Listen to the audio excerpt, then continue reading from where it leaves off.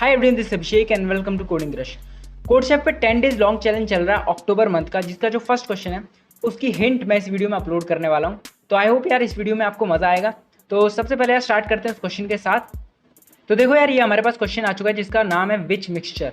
अब देखो यार, इसमें ये कहा जा रहा है कि एक शेफ है जिसके पास A यूनिट्स ऑफ सॉलिड है, B यूनिट्स ऑफ लिक्विड है, ठीक है, और वो उसे मिक्स करता है और उसके कुछ प्रोडक्ट बन के रेडी होता है, ठीक है। हमें ये बताना है कि वो प्रोडक्ट जो है वो क्या है। हमें आउटपुट में बताना है कि यार वो एक सॉल्यूशन है या फिर एक सॉलिड है या फिर एक लिक्विड है। अब क्वेश्चन में यार एक कंडीशन दी हुई है कि अगर A जो है वो 0 से बड़ा है प्लस B जो है वो भी अगर 0 से बड़ा है, तो इन दैट केस जो हमारे पास मिक्सचर बन के रेडी होगा वो एक सॉल्यूशन होगा, ठीक है। हमें आउटपुट में देना है सॉल्यूशन, ओके। अगर B इक्वल्स टू 0 है, ओके, तो हमें आउटपुट में देना है सॉलिड। और अगर A इक्वल्स टू 0 तो हमें आउटपुट में देना है लिक्विड। इसको मैं थोड़ा सा एक्सप्लेन कर देता हूँ आपको। देखो यार, हमारे पास A है, ओके, जो कि एक सॉलिड है, ओके, बेसिकली ये जो है सॉलिड है, और हमारे पास B है जो कि लिक्विड है। हम इन दोनों को मिक्स करेंगे यानी ऐड करेंगे और हमारे पास एक नया मिक्सचर बन के रेडी होगा। अगर हमारा A जो है वो 0 होता है यानी सॉलिड अगर 0 होता है तो डेफिनेट सी बात है यार, ये जो हमारे पास जो नया जो कुछ बना है वो लिक्विड है, ओके। ये चीज़ हमें समझ में आ गई होगी, ओके। अगर ये तो ठीक है, ये पहला केस हो गया। अगर मान लो हमारा B 0 रहता है, ओके, तो अगर हमारा B 0 रहता है तो जो हमारी नई चीज़ बनी है वो डेफिनेटली एक सॉलिड होगी, ओके, ये एक सॉलिड बनेगा। अगर मान लो दोनों के दोनों 0 नहीं है, ओके, ना तो ये 0 है ना ये 0 है, तो दोनों का मिक्सचर यानी एक सॉल्यूशन बन के हमारे पास रेडी होगा, ओके। ये कुछ सॉल्यूशन हमारे पास बन के रेडी हुआ है, ठीक है। तो ये तीनों केसेस हमें बस चेक करने हैं और हमें आउटपुट दे देना है। तो यार हिंट को बताने से पहले मैं यहाँ पे थोड़ा सा सैम्पल इनपुट और सैम्पल आउटपुट जो दे रखा है इस क्वेश्चन में उसको मैं डिस्कस कर लेता हूँ, ठीक है। उससे हमें क्वेश्चन और अच्छे से समझ में आ जाएगा। देखो सबसे पहली चीज़, इन लोगों ने यहाँ पे 3 दिया हुआ है सैम्पल इनपुट में, जो कि हमारा नंबर ऑफ टेस्ट केसेस है। तो आप देख सकते हो यार 3 के बाद यहाँ पे 3 लाइनें हैं, ओके। तीनों बेसिकली टेस्ट केसेस हैं। हम लोग देख रहे हैं कि हमारा जो कोड है इन तीनों टेस्ट केसेस के लिए वर्क करेगा भी कि नहीं, ओके। तो पहली लाइन जो है हमारी टेस्ट केसेस की, उसमें 10 और 5 दिया हुआ है।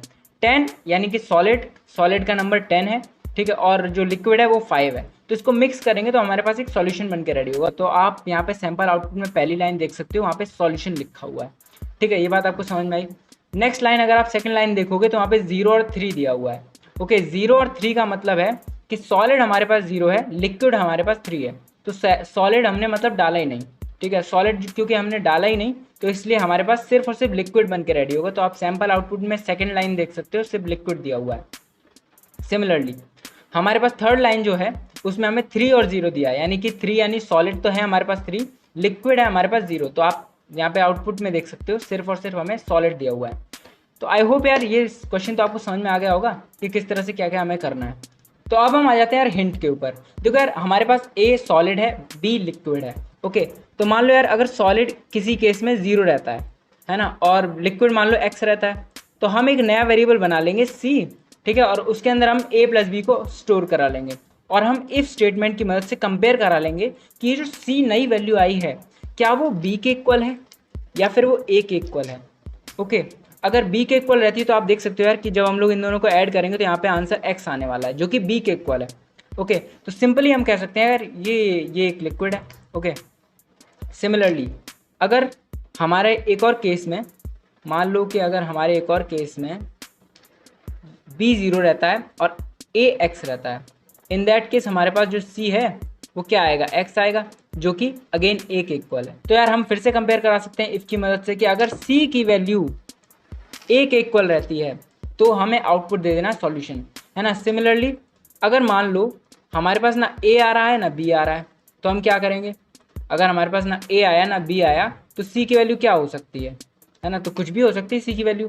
तो हम एल्स स्टेटमेंट की मदद से हम लोग आउटपुट कर सकते हैं कि यार ना तो ये A है ना ये B है, तो सिंपली ये सॉल्यूशन है, ठीक है।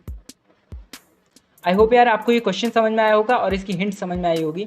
हमने बस क्या किया है कि हमारे पास जो दोनों लिक्विड और सॉलिड थे उनकी जो जो वैल्यूज़ थी हमने उनको ऐड किया है, और ऐड के बाद जो हमारे पास आंसर आ रहा है उस आंसर को देख लिया है क्या वो कहीं सिर्फ A के इक्वल तो नहीं है ना। अगर सिर्फ A के इक्वल होते हैं तो डेफिनेटली यार वो सॉलिड ही होगा, ओके। क्योंकि सिर्फ A के इक्वल होने का मतलब है कि B की एग्जिस्टेंस है ही नहीं उसके अंदर, ओके। जो हमारे पास प्रोडक्ट बन के आया है उसमें B है ही नहीं, इसका मतलब सिर्फ A ही रहेगा, ओके। और क्योंकि ए ही रहेगा इसका मतलब सिर्फ सॉलिड ही रहेगा, ठीक है। सिमिलरली अगर सिर्फ बी ही है हमारे आंसर में तो इसका मतलब सिर्फ जो हमारे पास मिक्सचर बन के रेडी हुआ है वो लिक्विड है, ओके, सॉलिड उसमें है ही नहीं, है ना। और अगर कुछ अजीब सा कुछ और नंबर आता है जो कि मतलब बेसिकली इन दोनों का सम रहेगा, तो इन दैट केस हम कह सकते हैं कि भाई हाँ सॉल्यूशन बन के रेडी हो रहा है, ठीक है। तो यही है बस। आई होप यार आपको ये हिंट आपको समझ में आई होगी। तो मिलते हैं आपको नेक्स्ट वीडियो में नेक्स्ट हिंट के साथ, तब तक के लिए बाय बाय।